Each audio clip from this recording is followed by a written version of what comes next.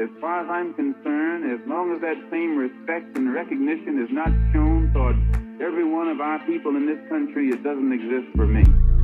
And during the few moments that we have left, we want to have just an off-the-cuff chat between you and me, us.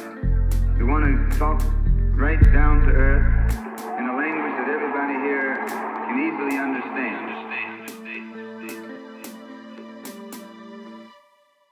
Welcome back to another episode of The Malcolm Effect. Joining me today, we have a very well-known academic and professor, Professor Frank Wilderson, joining us for the first time on The Malcolm Effect. How are you, Professor? I'm good, thank you. How are you? I'm very well, thank you. Thank you for taking out the time to speak to us. And joining me are my amazing co-hosts, voices you're familiar with, Deej and Christian. It's been a while since we've been together, but I'm glad we made this happen. So I guess in this episode, I want to speak about all things Afropessimism, and who better than to speak to than yourself.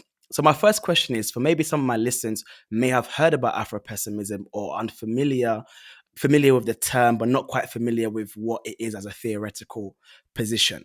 So in your own words, I know this, I guess the time is very limited, but succinctly, what would you say Afropessimism is if you were asked? Well, I would say succinctly, but it probably would not be succinct. That's fine. Absolutely fine. Yes.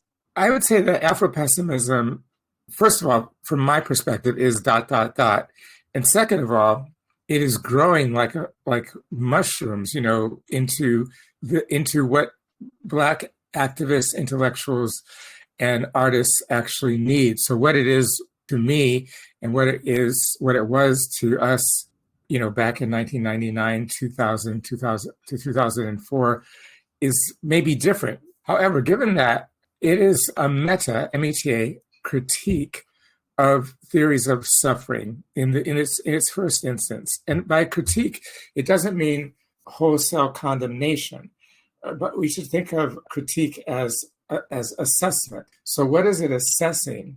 It is assessing the first principles and the constituent elements of two major modes of thought to begin with, Marxism and psychoanalysis, in order to say that they are inadequate to thinking through, I'm going to say this word, to thinking through comprehensively the suffering of Black people. So in other words, if in the medical field, someone was a cancer researcher, an oncologist, and they wrote papers on the theory of the cause of cancer, and which would be like a descriptive analysis of cancer, and then on the other plank of their intervention would be a prescriptive analysis, which would be an answer in medical terms, what is to be done in order to alleviate this suffering or to cure it. Well, that would be a theoretical intervention into the field of cancer. And a meta-theoretical intervention would actually look at the exegesis of the work that the person has done. We look at his first principles, we look at him or her or their assumptive logic, and the constituent elements of the argument that makes that first theoretical intervention true. So it would be an assessment of how the work was done to come to some kind of conclusion with respect to the adequacy of the work. And so what we were seeing is something that was not new to us. When I say us, I mean people like Kiana Ross at Northwestern, Jarrett Sexton here at UC Irvine, Zakiya Imam Jackson at some point was with us, Greg Caldwell, and there are many other people, Sarah Hahn, Connie Wan rather. What we were seeing was that in our political work in various parts of the San Francisco Bay Area, it felt like these symptomatic expressions, Black people in multicultural and multiracial coalitions, was being crowded out or shut down as, in quotes, oppression Olympics, and that it was treated as a kind of excess that would be divisive to to the coalition. That was on one hand. Then for those of us, some of them were undergrads, but those of us who were graduate students, in our seminars on psychoanalysis and Marxism, particularly after we read Orlando Patterson's Slavery and Social Death, and after we read Saidiya Hartman's Scenes of Subjection, and after we read David Marriott's On Black Men. So you think about this. Slavery and Social Death comes out in 1982. Saidiya Hartman writes Scenes of Subjection in 1997. David Marriott writes On Black Men in 2000. And leading up to all that is our work on Fanon's Black Skin, White Mask, and some of the work of Hortense Spillers. And we kind of put all that together into a constellation to say, all this stuff from these writers that I just mentioned is actually forming a structural critique of the work that we're doing in our seminars, to show how the work we're doing in our seminars on Marxism and psychoanalysis, and then right below that, post-colonialism and indigenism, are inadequate to thinking through Black suffering. So it was a meta-critique. And the reason why I stick with the meta and critique is because the other conclusion that we came to is that all of these isms from feminism that was derived from psychoanalysis, like the work of Kasia Silverman or Julia Kristeva, or post-colonialism that borrows from many different sources, including Marx, or indigenism, what we were seeing was that they all had the rhetorical and the conceptual capacity to actually offer an idea, a way forward of the other side of the kinds of repression that they were talking about. And that was precisely the thing that was not available to Black people, was a sentence, a conceptual intervention as to what would Black freedom look like. And it was that absence of a prescriptive gesture, when you look at the comprehensive structure of Black suffering, it was that absence which creates in everyone else's psyche a kind of anxiety. Fanon calls it negrophobogenesis. And we saw that anxiety in the classroom as well as on the street. And it was trying to offer an understanding of the singular nature of Black suffering and why that singular nature, A, could not be expressed through these other forms, and B, why the other forms of redress necessarily were coupled necessarily with a continuation of Black abjection. Thank you so much. I really appreciate that answer. It kind of leads quite nicely into my next question. You mentioned the inadequacies of Marxism specifically to speak to the Black condition. So I would love to kind of delve deeper into that. What is it, in your understanding, or where is it Marxism fails in adequately understanding Black suffering or the Black condition?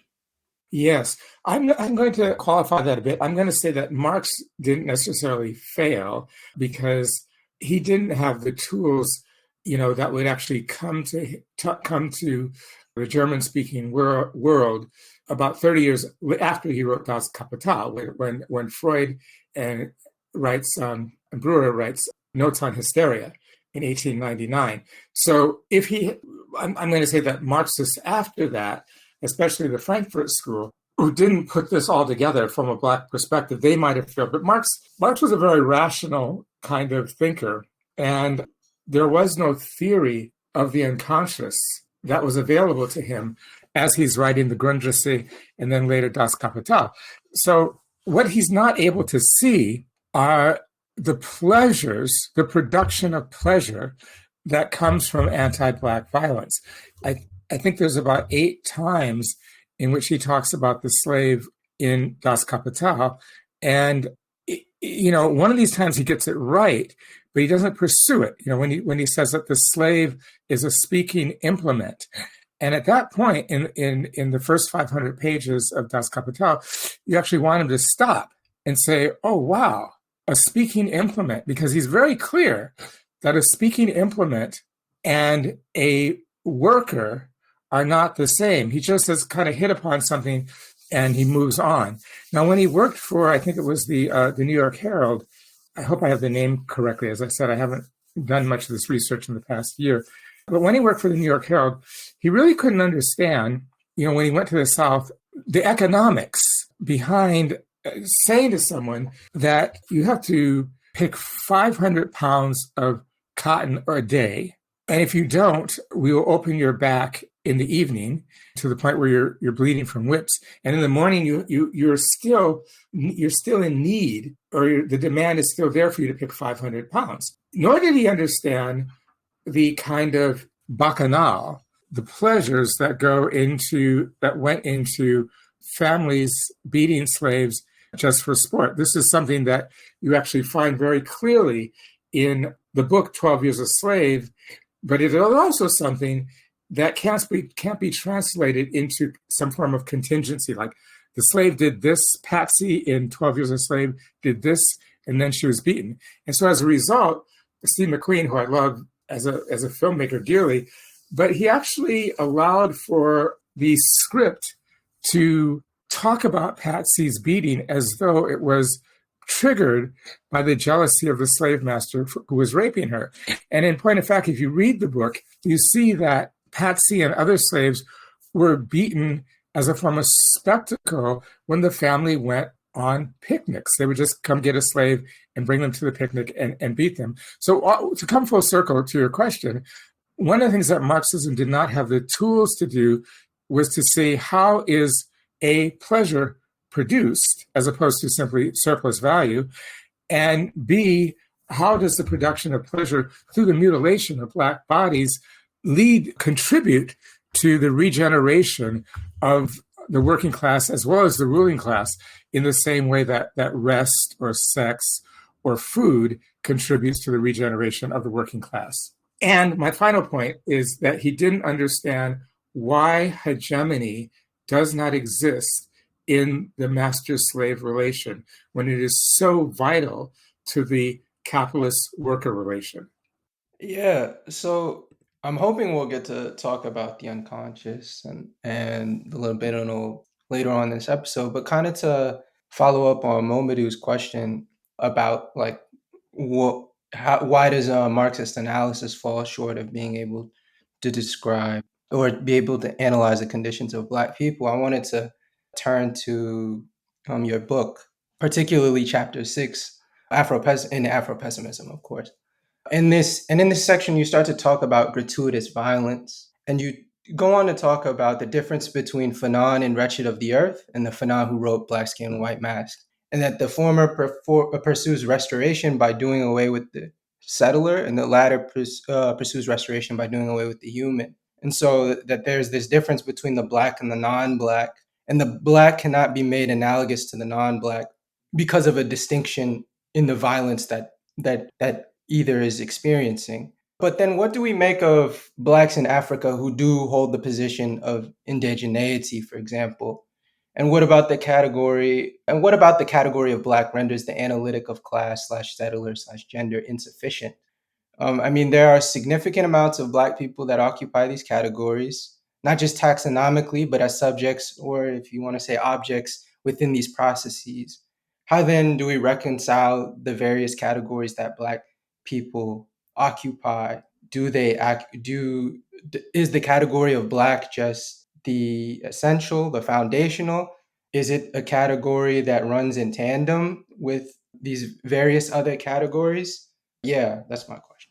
Can you give me an example, Christian, of the thing that gets your goat the most, for example, or the critic's goat? Momodou and I were recently in Senegal, and we found ourselves in a sweatshop. And obviously, and it was mostly boys in the sweatshop. And most of these boys are working. They are workers. They are producing clothing for some sort of boss. I mean, I would assume that the boss is Black. And so therefore, the category that these boys inhabit is not just the category of Black, but it is also the category of worker. And the experience or the violence that they suffer is due to their position within that category as worker, as they also experience certain oppression in the category of Black as well. So I guess that's my question: can the analytic of class just not be applied to these young boys in this factory, in this sweatshop in Dakar? Or is it simply the master-slave relation? Okay, that's a good question. And I think that the shorthand answer would be that Afropessimism as a lens of interpretation is not the totality of Blackness or Black suffering. However, we would argue that Afropessimism is the truth of Black suffering and Black positionality. So not the totality, but the truth. And so when we say it is the truth of Blackness, Black suffering, and Black positionality, we're assuming that the interlocutor on the other side of the conversation wants the same thing. And that same thing is the end of the world. So that the answer to the question only makes sense if the interlocutor is a putative revolutionary. If the interlocutor is asking, is building an archive or investing in an archive, which are asking questions as to how do we reform the injustices of civil society, then there's really no productive way that Afropessimism can have a conversation. So as I said earlier, to come full circle to your question, Christian, Afropessimism is an assessment of Marxism and an assessment of psychoanalysis without throwing the baby out with the bathwater.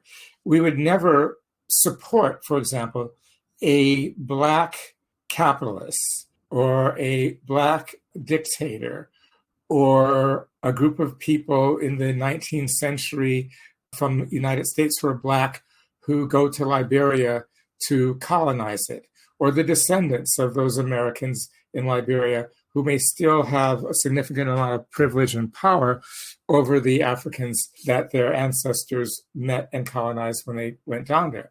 So, politically, we're not for any of these things, and we would not deny that surplus value can flow from Black sweatshop workers to Black capitalists. So that's my first point.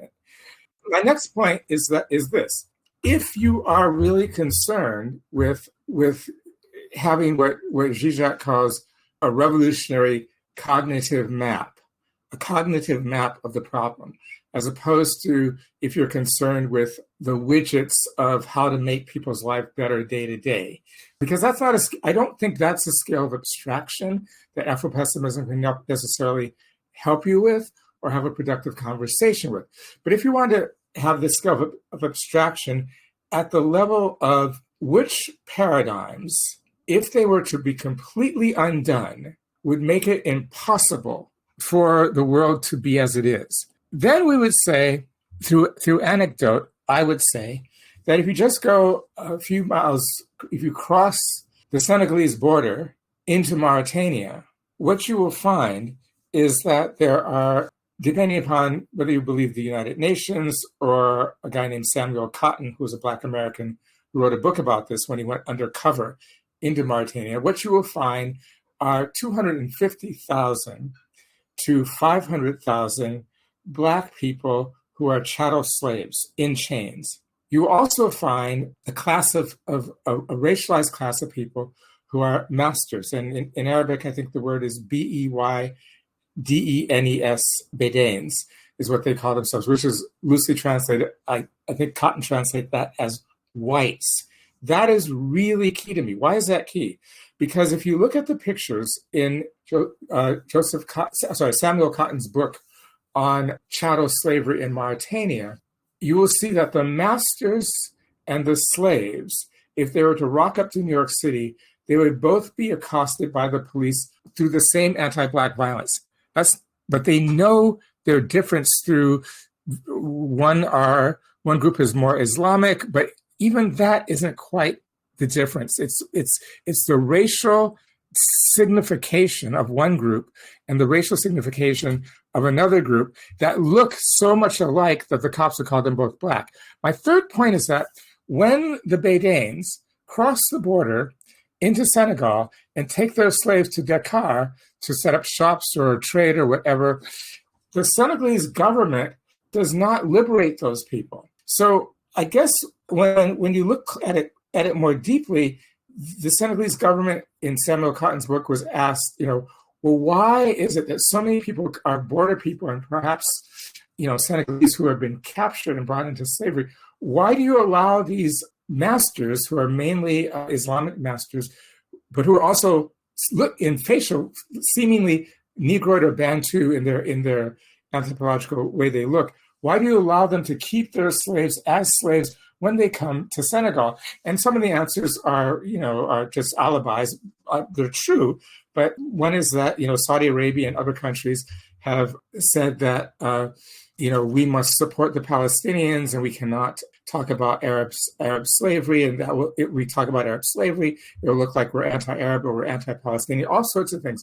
What I'm trying to say is that there's something that the sweatshop in Senegal knows rationally, and that power is situated in the flow of surplus value from the Black workers to the Black capitalists. But there's something more essential that builds the institutionality of Africa and everywhere else, that the collective unconscious knows about who is Black and who is not. And that rules even across borders. That's what I would say. I would not throw out the first analysis, but I would say it is important, but inessential if your concern is how to undo the world. Yeah, I guess my follow-up question is then is the Afro-pessimist analytic then one of, because what you're saying is that there is chattel slavery in Mauritania, and however be as terrible the exploitation being experienced by these children in Dakar is, they are technically not, chattel slaves. So is the analytic of applying to Black people the category of slave, is that just a potential category? I guess the reason I also asked this is because I think it was either in Afropessimism or a discussion you were having with Sadia Hartman, is that even for free Blacks, it is the potential to be the slave that is applicable to all Black people. So I guess is this category of slave, even if that is not the violence that is being directly experienced by a particular group of Black people, are you applying it because it is something that can be experienced by all Black people? Is that? I do see the problem of what I said before. The first thing that we have to do is divorce the experience of slavery from the definition of slavery. That's the first thing. So that how one experiences one's social death is not essential to one being socially dead. That's the first thing.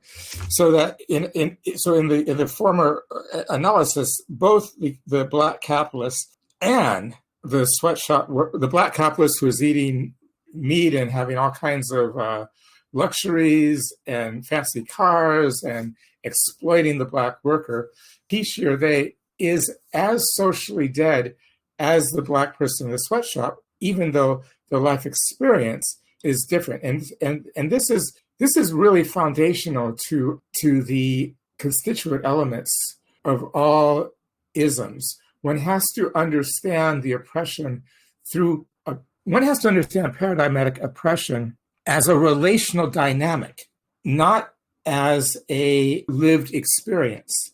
And that's how I would talk about that. It's not that all Blacks have the potential to be slaves, it's that Blackness is actually slaveness par excellence. And the reason that I say that is because we're getting into the weeds here, but one of the things that Orlando Patterson has not accounted for in Slavery and Social Death, which is how we have kind of hijacked or tweaked or extended the calculus of slavery and social death, depending upon which verb structure you want to use.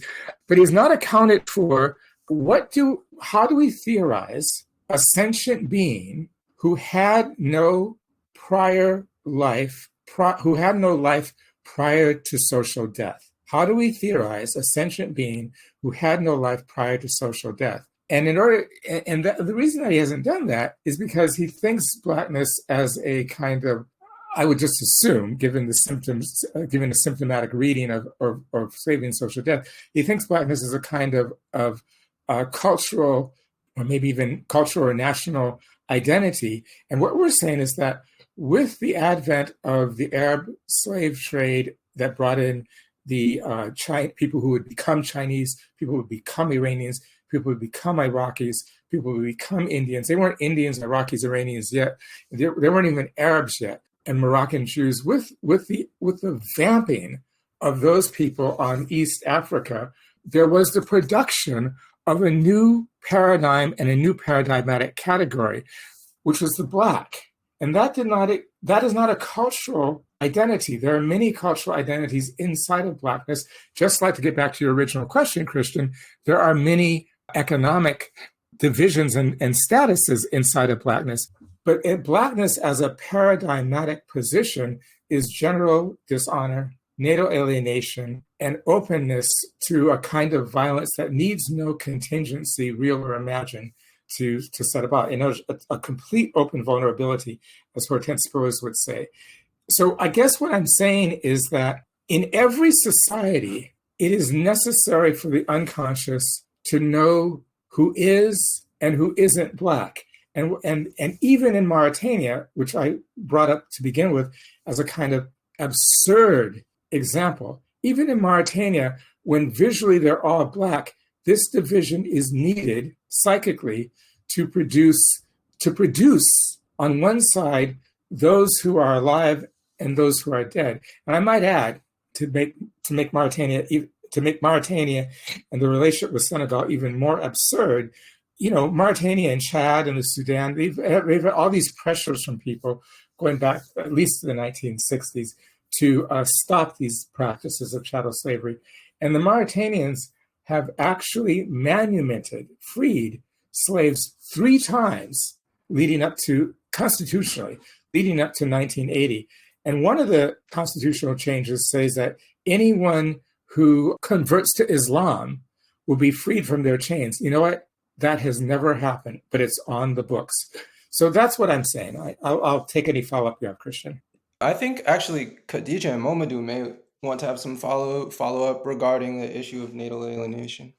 I have a follow-up along this same kind of realm of thinking, and I want us to think to other contexts perhaps and think about the possibilities when we shift to these particular contexts. So I'm just thinking about the context of, for example, my where I'm from, Ghana, where there are oftentimes very distinct ethnic strife, right? And a distinct kind of ethnic classes who have a particular form of hegemony against others, right? How will we apply your analysis in this space? So what does Afropessimism offer us if we are to analyze the interrelations of different, for example, African ethnic groups within their specific context? Well, I mean, I guess I'd have to say, first off, I'm open to that. But I don't know if we can, and again, I want to say I'm open to it, but I also want to say, I don't know if we should. I grew up, I was, a tween and a teenager during the Biafran conflict. And let me ask you a question. Why do you want to do that? I suppose I want to do that because, and I think the reason why I'm giving this particular case study is because as someone who was kind of born and raised in Ghana and who comes from a particular ethnic group, where our ethnic group, there is a distinct class divide from other ethnic groups insofar as I come from a place in Ghana, the Upper East region, which is a borderland between Ghana and Burkina Faso, a place where development on any scales happen much later, a place where there is ongoing ethnic conflict, and a place where the representation or the idea of my ethnic group, when you ask a sort of wider context of Ghanaian understandings of the self, gets kind of erased, right? I'm thinking of this as a nation where it's a Black population, whether or not each individual necessarily understands what that means or identifies with the category of Blackness is something that should and could be explored.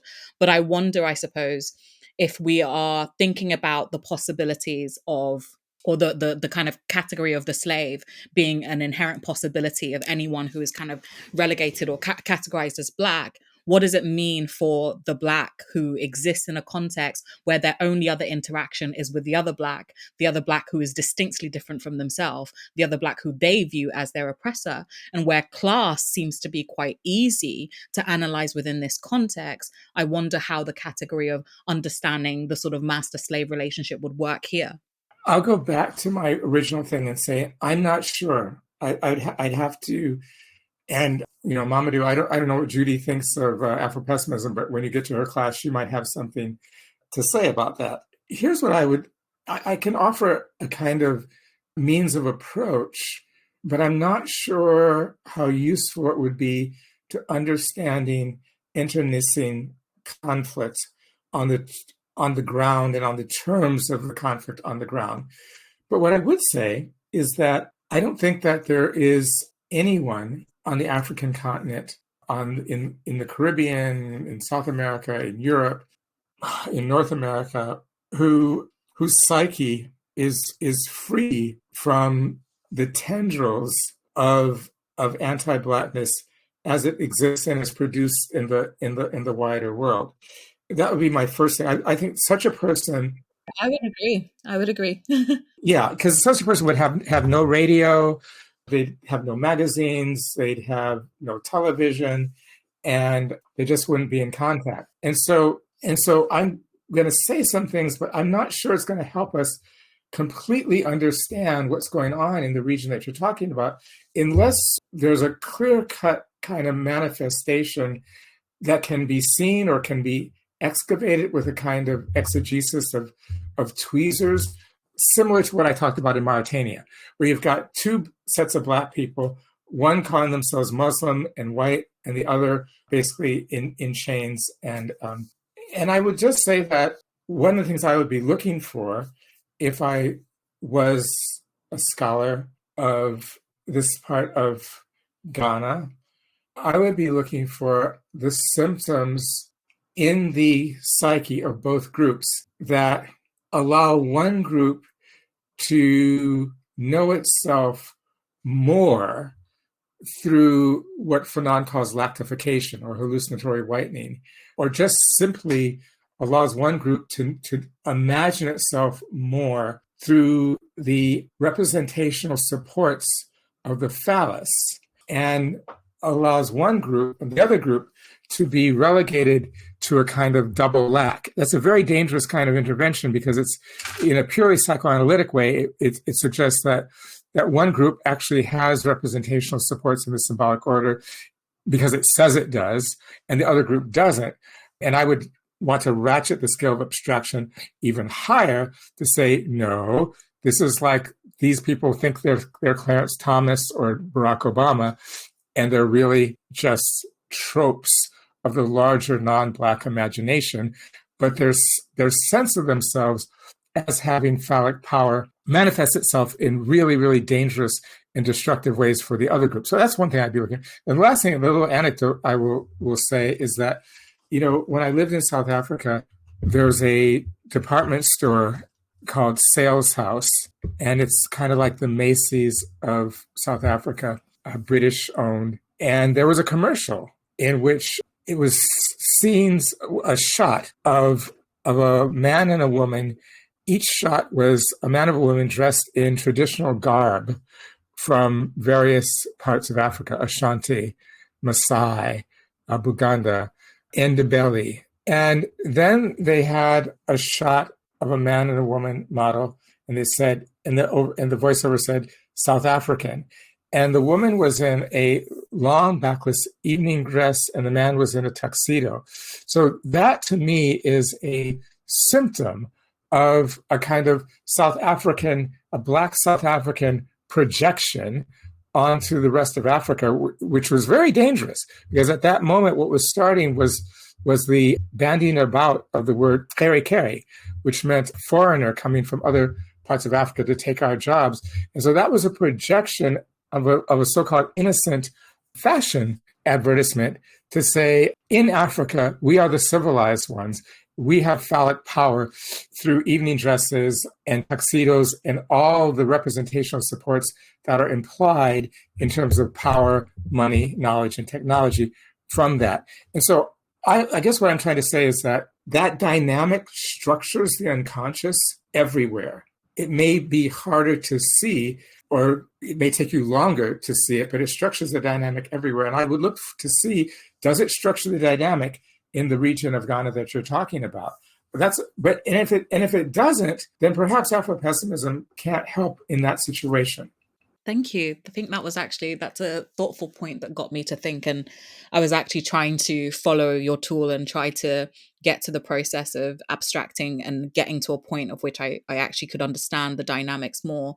And as I was doing that, and I actually got to the point of thinking, well, actually, there is, whilst there was sort of inter-ethnic conflict that preceded colonialism and preceded, the Empire of Britain being a sort of, force within that context, there are clear kind of symbolic reproductions of that kind of imperial metric and that kind of imperial impetus that have a relevancy to this context. So thank you for that. I was like, yes, but then no, but then actually, yes, there is the possibility for thinking, especially in the current iterations of what this conflict looks like. It definitely has elements of that particular affliction. Well, yes, and and I'm glad you said the British colonialism, because the British were the geniuses of the mind game in colonialism in a way that the Portuguese were not, and in a way that the French, even if their whole notion of the Ivoli could not reproduce, but where the British went, they produced the Shona in phallic power contradistinction to the Ndebele. They produced Lokosa in phallic power representation and contradiction to the Zulu. So they didn't use the word white, but by sending certain groups of people to Christian schools, making them civil servants, allowing them to produce a Mandela and get all kinds of education amongst, in South Africa, there's a phrase called, "Oh, you think you're a clever Xhosa," which is really going right back to the British decision that these people in the Western Cape are the ones we are going to semi-develop, and these people around Durban and KwaZulu-Natal are the ones that we're going to underdevelop. And that even though I do not like the Encounter Freedom Party, and I believe they were, fascist shock troops of the white regime, they clearly were produced through uneven development that was thought out, maybe not overtly through psychoanalysis, but thought out through the libidinal economy, because the British didn't have the people, the manpower necessary to dominate on a individual basis. So thank you for reminding me about that. And you just mentioned the libidinal economy, so I want to take you back there before we lose it. And I know that is a significant kind of analytical point for Afropessimism. And it's something that a lot of people have kind of asked, like, what is the libidinal economy? And I was thinking, for our listeners and also for our own learning, if you could elaborate on the utility of what the libidinal economy means in the context of Afropessimist analysis and what it offers us as analysis. Well, anecdotally, I tell my undergraduates, when you go home over the break and you see your friends working in Kinko's or at Burger King, and you say, well, I am a sophomore at UC Irvine, you're kind of, the juices inside your body get kind of revved up, and in the way that a good drug will rev up the juices in your brain, And then someone else comes in, another person you went to high school with, and they say, oh, by the way, I'm finishing my first year at Stanford, and all of a sudden you begin to wilt. So, in other words, we have to start thinking about institutions from the standpoint of institutionality. What does it mean to have an institution? And an institution, and this is getting back to, I think, what I was saying to either Mamadou or Christian earlier, one of the things that Marxism thinks about is institutions in kind of objective, empirical, and tactile forms, even though Marx did a very good job of showing how surplus labor flows in a way that is not always tactile. But it can't really help us think precisely about how to have an institution is to have a unconscious consensus of what value is and where it comes from. And I think that this is why I get so much more for Afropessimism out of Black Skin, White Mask, especially when Fanon talks about Maya Capacia, in which, he's been chided for denigrating a Black woman.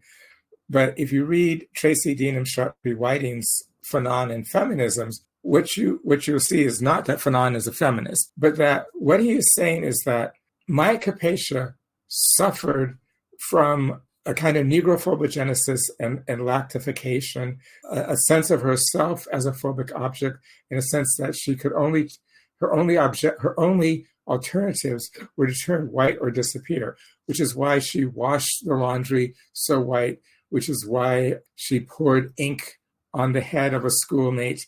And all of a sudden, at a certain point in her adult life, she finds out that her grandmother was a white Canadian. And that begins to change her whole bodily makeup and the sense of herself as a person, and allows her to think of herself in a kind of tangible contradistinction between herself and other Black women who are uncouth, in quotes, and sexually promiscuous, in quotes, and not valuable. And it's that kind of value that comes out of the libidinal economy, which is as important to making the structure of a bank, of a school, of a library, of a government, as the concrete bricks and mortar and the money that flow from it. I'm looking here for a quote by Jared Sexton in my second book, if I can find it, which then will help me sum up what I was saying. So I think it's page 7 here. Yes. So this is, for your listeners, this is on page 7 of Red, White, and Black. And I write here, Jared Sexton describes libidinal economy as, quote, the economy or distribution and arrangement of desire and identification, their condensation and displacement, and the complex relationship between sexuality and the unconscious. Needless to say, libidinal economy functions variously across scales and is as, quote, as objective as political economy.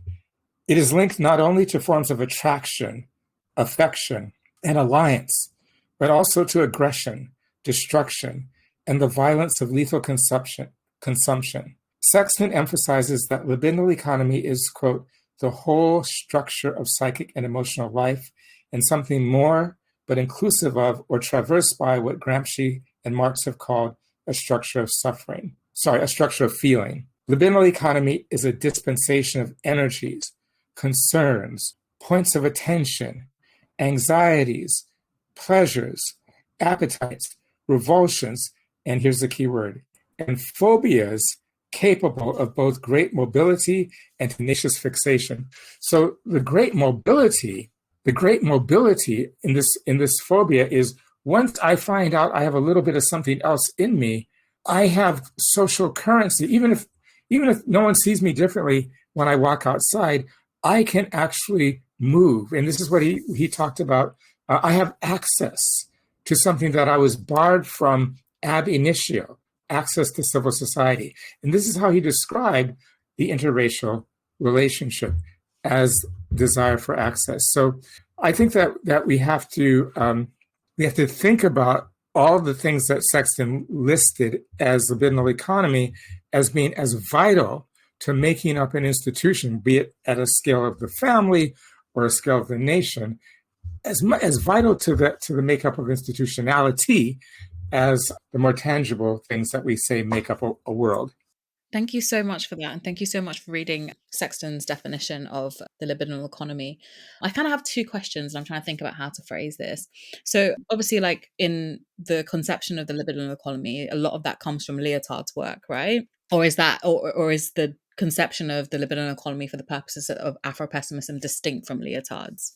I honestly can't remember. And thank you. That's good. You can offer me a little grace when I ask this question. The thing that troubles me, and I've had complicated relationship with Afropessimism. There was a time where I was so subsumed by it and so awakened by it, and there was a time where I was deeply, deeply resentful of it. And I think this is just the nature of Whoa, Jack. This All is right, just the go ahead. nature of, I think trying to develop a sort of like sense of oneself, especially as you're engaging with sort of Black politics. And I come from historically a sort of, I would say, Black Marxist tradition. I would say an Nkrumahist tradition, a Sankarist tradition. And that's been like a big part of my not only kind of like self-identity, but also my kind of political analysis and my academic life. To not to wander off, but to get back to the point. I think what troubled me is, so I kind of had a look at Lyotard a little bit and looked at the kind of original conception of his ideas. And what was interesting was that, so prior to, obviously, Black Skin, White Mask existed or was created by Fanon prior to his engagement and prior to his placement in Algeria, especially specifically during the Algerian Revolution. And what was interesting was that Lyotard himself was actually a French Marxist, right, who joined the revolutionary efforts in Algeria. And he comes up with the libidinal economy post Algerian war, post his stationing. And I felt like it was interesting because you had Fanon, who was quite deeply kind of psychoanalytic, but obviously stretching psychoanalysis in a way that was quite revolutionary for its time in Black Skin, White Masks. But in engaging in the context of Algeria, leaves a little bit more, I think, kind of grounded in a sort of revolutionary kind of idea, a little bit more grounded in a sort of critical kind of Marxism. And Lyotard enters as a Marxist and leaves as less of one. And that's what I wondered. I was kind of like, well, why are we following kind of Lyotard if that's who we're following? And obviously that's not necessarily the case, and not like Fanon in his work. And why are we not kind of, because I felt like Fanon became more of a sort of materialist, more of a sort of Marxist. Yes, he did. Yeah. And the question, I suppose, is a white man from France comes to the Algerian Revolution, leaves lesser revolutionary. A Black man enters the context of Algerian war, leaves more kind of Marxist, more revolutionary. So yeah, like, why are we not following kind of, well, I suppose this is less about you, but more about the way I think Afropessimism is articulated, following his trajectory more, I suppose. Yeah, I want to struggle with you a bit. Oh, I don't know how to do this. Here's what I think. I think that I wouldn't say that because I haven't read Lyotard in about 6 years. And when I would think of a libidinal economy, I'd go back to Sexton's quote, and I would think about myself, what's possible and what's impossible through a more Lacanian realm of the symbolic and its relationship to the imaginary. But I'll bracket that for a moment. I don't want to say that Fanon left. I don't want to struggle with you to say that Fanon left less as a revolutionary. What I want to say is that I think that that Lyotard left less as a revolutionary. There can be ideas and thoughts that explain Black suffering, and they don't necessarily have to come from Black people. I'm not sure that the assumptive logic in much of The Wretched of the Earth has the revolutionary potential as the assumptive logic in Black Skin, White Mask.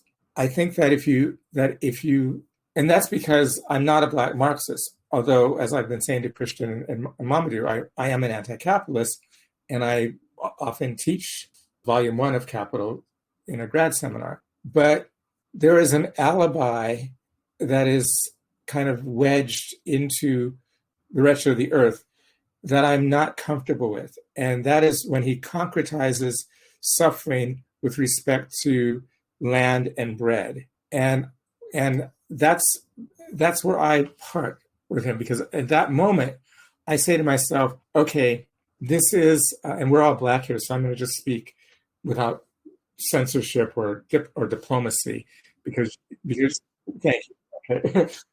I'm just assuming that you know how much I love Fanon.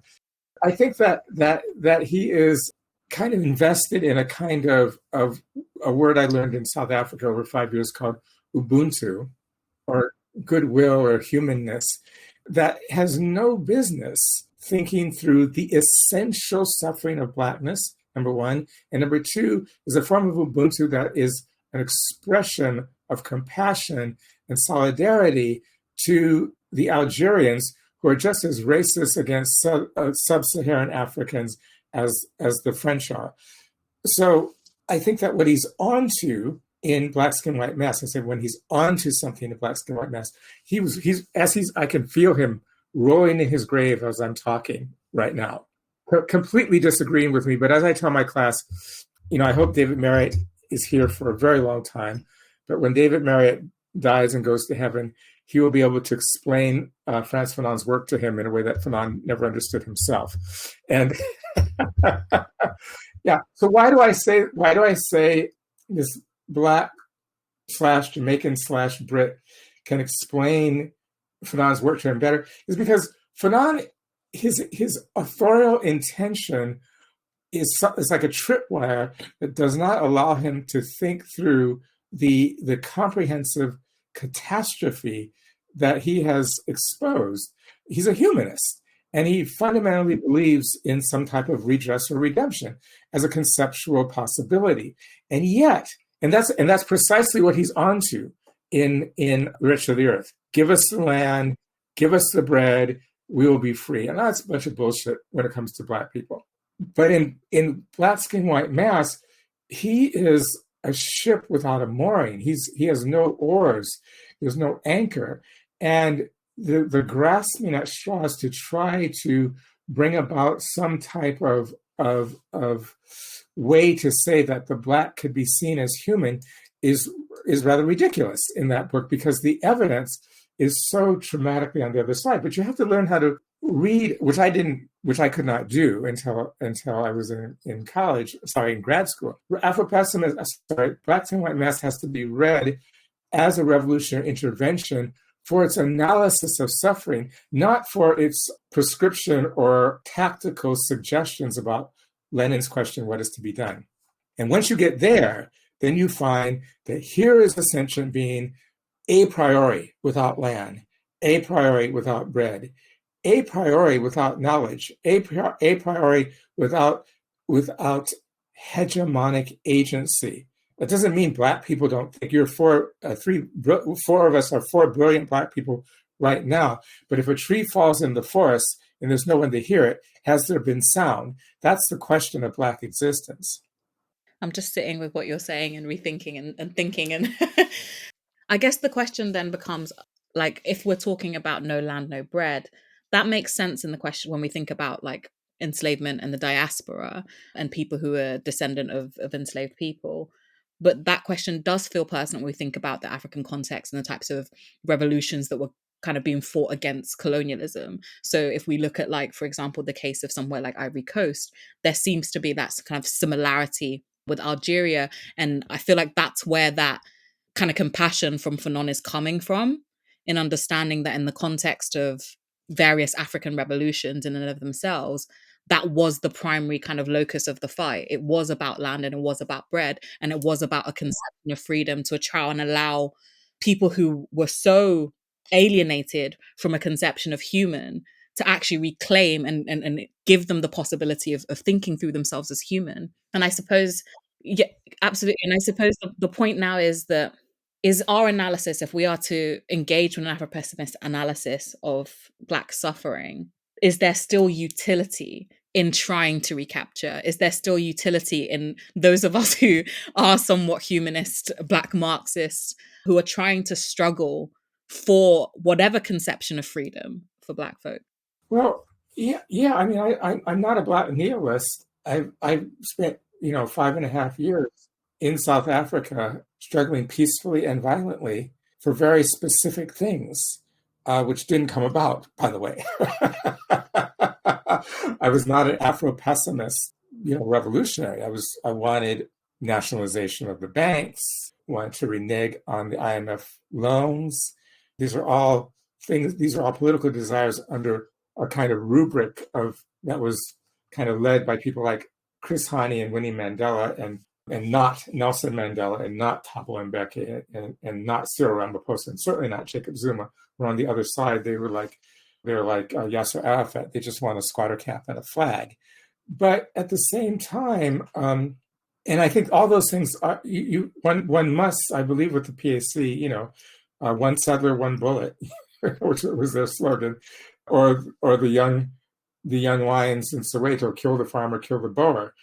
Get the, only 11% of the land in South Africa can be farmed, 11%, and 80% of that land is owned by white corporate farmers.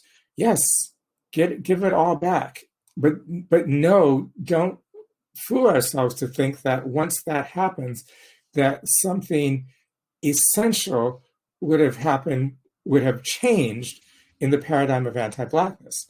And so I think we can have two trains running, which is the train, this is which is kind of how I organized Afropessimist workshops when I was doing a lot of work for Black Lives Matter contingencies, two trains running. You've got to stop the police from killing people right now. And that's what you're about. The end of police brutality, some kind of police accountability.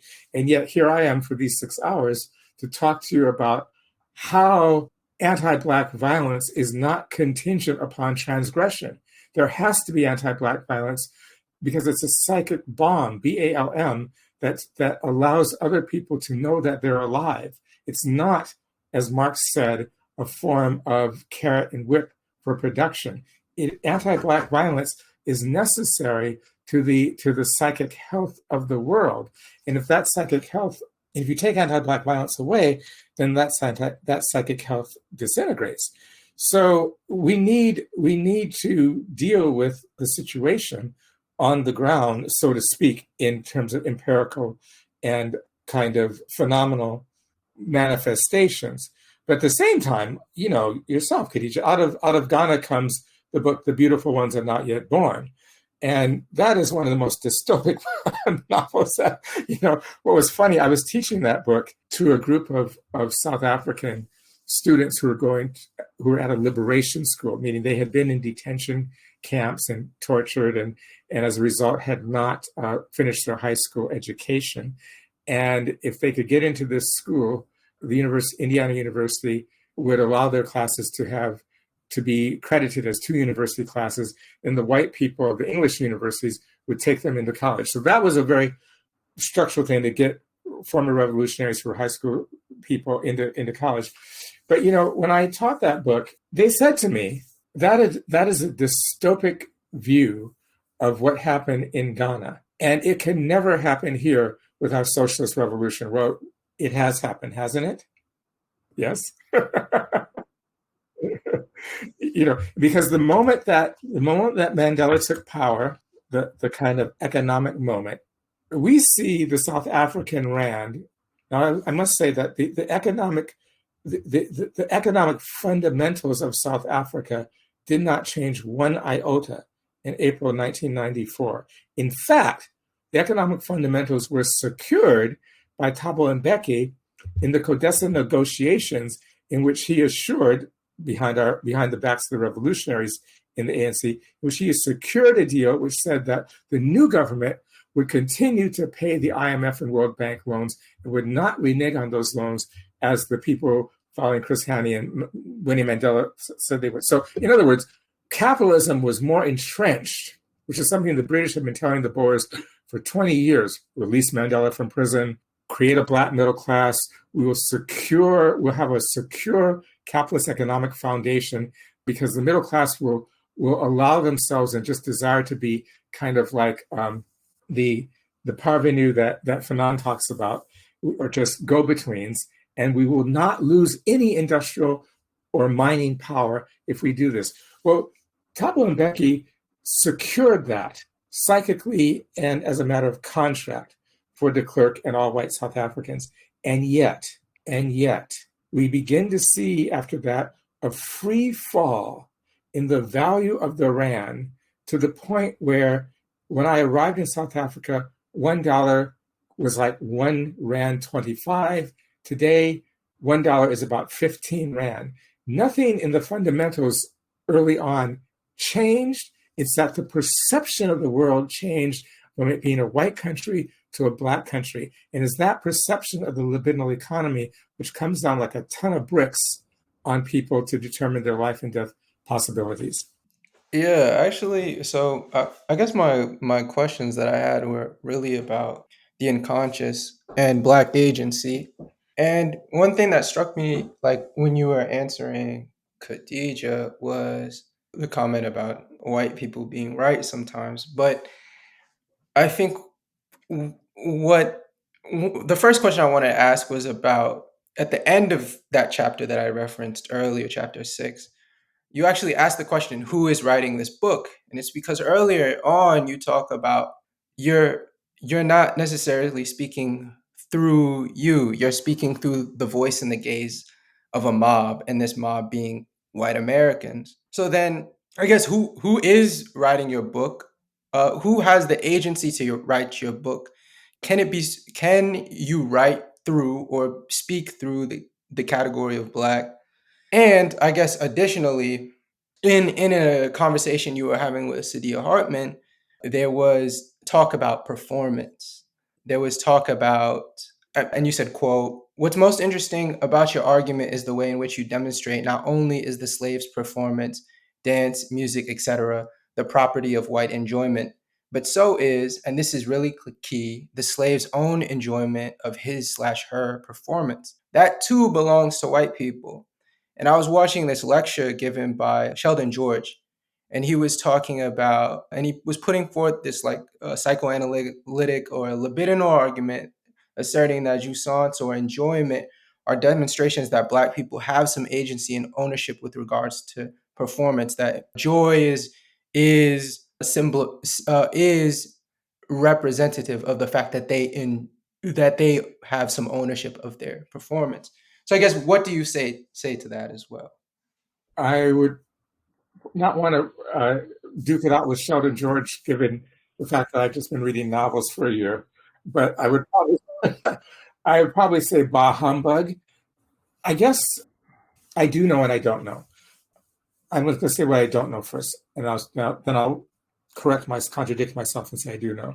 I say I don't know why we need this word agency when Afropessimism has actually analyzed agency as being constitutive of all that is not social death. In other words, in semiotics, to know something, to know anything, the word itself has no organic link to reality, to the phenomenon in the world.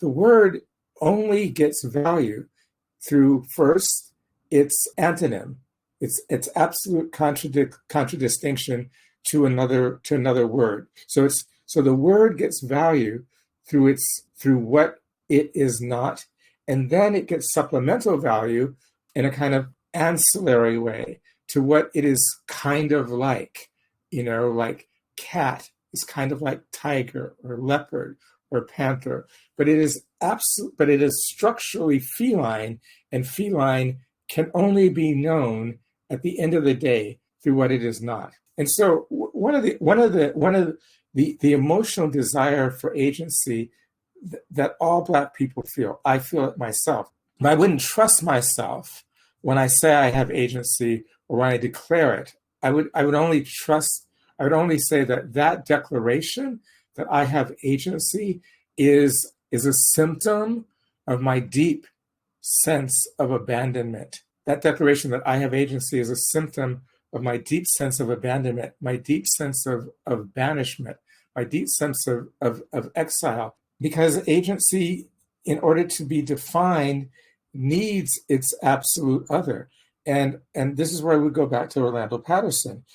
If we think of the three constituent elements of social death, general dishonor, which is dishonor prior to and without the need of a transgression, and genealogical isolation, which is to say that it is not essential what the Black person or the /slave thinks about their relations. What is essential is that the world does not give us the capacity for relationality. And then gratuitous violence, which is to say that the violence that other people experience that looks like ours, such as lynchings and police shootings, is actually triggered by a kind of real or imagined contingency, and violence against us and our openness to it is not triggered by anything except for the need for that repetition to happen. This is what David Marriott is talking about when he talks about lynchings. Lynchings are not a form of discrimination. It's not a way of keeping Black people down. It's a way of building the psychic life of white community. And so if we are the widgets who must be destroyed ritualistically to build the psychic life of agents, how can we have agency? Instead, what we should be doing is critiquing, condemning, and obliterating agency as a category, the end of the world. Now, that's a lot easier to say in a 90-minute interview than it is to do day to day. And I fail every morning with my deep anxiety and emotional trauma. But there it is. That's my answer. I guess like my follow-up, and like in watching that lecture, one of the responses and actually it begins with addressing social death. And it begins by positing that social death is not necessarily the condition under which Black people inhabit, but it is an aspiration of that Black people are being subjected to. That it is not necessarily the condition to Black people, and that the demonstration of joy through performance, through culture, through music is evidence that social death has not yet fully been implemented, I guess. Oh, that's bullshit. Yeah. I used to teach in prison, and sometimes we did music and sang and dance. So, but at the end of the day, some people stayed and some people went home. And what I'm trying to say is that Black life is incarcerated life from birth to death. I would call upon someone who makes that assertion that there's some kind of excess with respect to performativity who can get you out of that paradigm. I would just say, prove it. I guess You're not convinced. Okay. No. I guess my question is just like, it's not necessarily that it gets you out of the paradigm. It's that the paradigm was never reached, I guess yeah. Oh, well, see, he would have to do more work, which would be to actually, the work then would be to say, what is his archive that allows him to make an assertion about social death, which I don't think he would make about about capitalism. I mean, in other words, I can't imagine someone like that saying that hey, the capitalist relation does not saturate the globe. I think everyone says the capitalist relation saturates the globe. There's nowhere that you can go to be outside of the relational dynamic, exploitation, and alienation. And so I would ask the person to say, okay, what archive are you reading? And then how are you making the argument that the anti-Black relation does not saturate the globe? Because I think it does. And I can show you my archive and my arguments. No, I was just thinking on that point, and it reminded me of something that I started to consider in Zakiya Iman Jackson's work on the plasticity. And I think it's a conversation I've had with others. And I think the position we were at is, how are we understanding anti-Black violence? How are we defining the terrains of anti-Black violence? Because I think for many people who oftentimes engage with Afro-pessimist thought, they're accessing it and they have a conception of Blackness that looks like a particular form of Blackness, whether it be in an African Blackness or a Black American Blackness or a diaspora Blackness that looks kind of essentially Black in the types of way that we would consider the kind of cartographies of like the Negro, et cetera, et cetera. But in the case of, for example, the Dalit, in the case of the Australian, the Indigenous Australian, there is still sort of an anti-Blackness that exists and persists there, but its legibility is a lot more difficult if you are focusing solely on a conception of Blackness that has to look like African, if you get what I mean. Yeah, and see, that's, my hat is off to Orlando Patterson, because one of the things that the Dalit is part of a caste system. There are Dalits and there are Blacks, and they do not exist in the same paradigmatic structure. And there are Blacks in India who are enslaved, and Blackness in Australia has cultural accoutrement insinuated, attached, or implied in the word. And I'm what I'm trying to do is what Afropessimism is trying to do is to, in the first instance, relieve the word Black of cultural accoutrement, and to say that even the word diaspora, when it comes to Africa, is a form of pure dispersal. Because when you think about the indigenous diaspora or the Indian diaspora, there are two kind of elements inside of the word diaspora for those groups of people.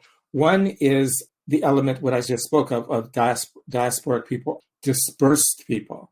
But the other is the element that diasporic people come from somewhere.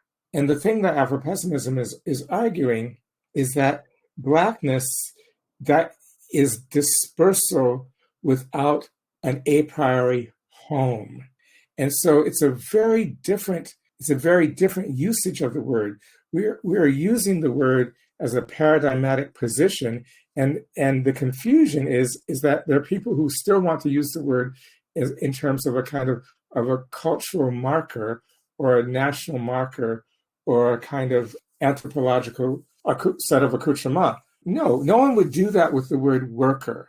No one would do that with the word worker and say it is specific to a nation, is specific to an identity, is specific to a culture. Worker is a global category, an umbrella, under which there are hundreds of thousands of gendered categories, language categories, racial categories, national categories. It is not struggling to make itself known at that level. It is a paradigmatic position that explains a relational dynamic between the haves and the have-nots. Blackness is a paradigmatic position for us that explains a relational dynamic between those who have relational capacity and those who are not allowed to have it at all. Thank you so much. And that does lead to my final question, actually, and I think we'll wrap up. Speaking about relational capacity and those who have the ability to possibly achieve within civic society, my question comes, and this is something I always, often go back and forth with those who self-define as Afro-pessimists. Is it, when we're thinking about notions of solidarity with those in Palestine, for example, is it that, say, if I adopt an Afro-pessimist lens, am I saying that, or are we saying that it's a recognition that, okay, anti-Blackness still exists amongst these places, and that what it would be seen as revolutionary change for Palestine will not be afforded to, or can never be afforded to, under the current world order for Black people, but we can still have solidarity and still recognize that it's an issue of settler colonialism? Or would the Afro-pessimist position be that we should not get involved at all? Afro-pessimism wouldn't give you any advice. Okay. But it would say that a liberated Palestine could be just as bad for a Black person as a fascist Tel Aviv. That does not mean that one should, it does not mean ... I'm coming back full circle to where we began. It's a meta critique. And clearly, emotionally, politically, like Deej, I come out of a long Marxist tradition. Clearly, my proclivities never go to Israel. They always go to Palestine. At the same time, I have to recognize the fact that when I did a 6-hour workshop for 35 Black Lives Matter leaders in New York City. It was very nice, many years ago. Well, I don't know, maybe 6 years ago, at the Audubon Ballroom, which was now the Malcolm X Center. And one of the things they said is that they had gone on a solidarity tour to Palestine, and before they went, they had told the people that were going to be showing them around, the Palestinians, that they wanted to meet Black Palestinians. And the people in Palestine said, "Oh yeah, that'll be great. But when they got there, after 2 weeks of asking, they were never allowed to meet Black Palestinians. When they finally found a way to meet Black Palestinians on their own, these people who were Black in the West Bank and Gaza told them the most horrific stories about how they were treated as Black people in places that are completely bombed and invaded by the Israelis. And the same thing is true in Tel Aviv, when you think about Ethiopian Jews and the way that they're treated and the degree to which the N-word is used in Israel. So I'm just trying to say that anti-Blackness is necessary to the psychic life of Palestine and is necessary to the psychic life and the conceptual integrity of Israel alike. That doesn't mean that I don't have any a lack of compassion for the Palestinian people, and doesn't mean I changed my stripes from being anti-Israeli to being pro-Israeli. It just means that the world is anti-Black, and we need to face that analytically, because if we don't, then as we grow older, we'll be telling young Black people who face it intuitively, or old Black people who come to it really like a real revelation at the end of their lives, that there's something you could have done to make life better, or you should think differently, or you shouldn't have all this rage, instead of thinking about that as a kind of as a form of resistance and trying to figure out, well, where does that come from? When I was at Columbia was gentrifying Harlem, as it had been doing at least since 1960. Still is. Okay, thank you. I mean, it was just terrible. They were putting up these, I lived on 122nd and Broadway, and you could go into these buildings and you could see these little signs by the mailbox saying that Columbia now owns this building and you have 12 months to become a student or a worker or have some form of formal relationship with Columbia University, or else you must leave. So that was like just pushing Harlem further uptown, and gentrifying people into the wet, wintry oblivion. And in this period, it was the period when AIDS was starting, and there were these Black girls, high school age, who were at some point running up and down between like 118th and Broadway down to like 115th during the noon hour when professors and people would be out, and they'd be sticking people with hypodermic needles. And they'd say, now you got AIDS, and they'd run off, Well, these girls were demonized as wicked and evil and cruel, and no one took the time to think through this form of violence as having roots in what Columbia meant to them in their lives, in the way that Fanon thinks through the violence of the lumpen proletariat, which has no direction in its first stages, the way he thinks through that violence in the Wretched of the Earth. It was just completely evil, completely condemned, and completely without rationale. And so we really need to become not so invested in our plans and our possibilities and our joy, but to remember to become worthy of our suffering and look our suffering squarely in the face. And that's what Afropessimism tries to do. And thank you so much for your time, Professor Wilderson. It's been I hope it's been an enjoyable conversation for you as it was for us. Yeah, truly, I really appreciate this. Yeah, thank you. We really enjoyed it.